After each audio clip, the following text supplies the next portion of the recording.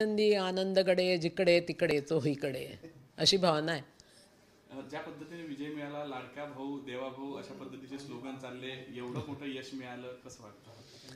अरे माझ्या पोराला इतक्या बहिणी मिळाल्या याचा मला प्रचंड आनंद आहे.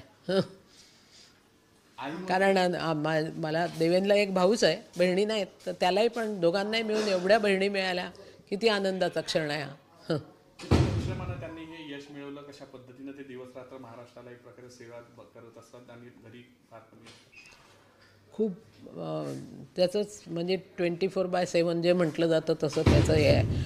2-3 तास जास्तीत जास्त झोप आणि उरला सगळा वेळ बाहेर कामामध्ये, जनतेमध्ये सेवा करण्यामध्ये असा जातो. सगळ्यात म्हणजे आमच्या अमृताने पण कधी कंप्लेंट नाही केली याबद्दल की तू घरी राहत नाही, की तू कोणाच्या ह्याच्यात हे नाही, कधीच नाही. तिने पण खूप चांगला हे दिलेला आहे.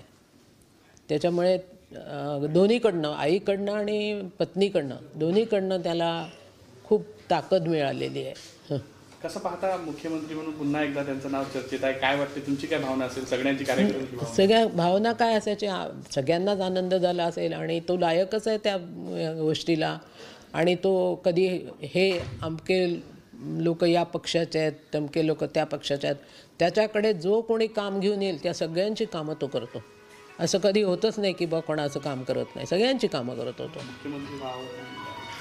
मुख्यमंत्री झाले पाहिजे अशीच इच्छा आहे आई म्हणून? अर्थात प्रश्नच नाही की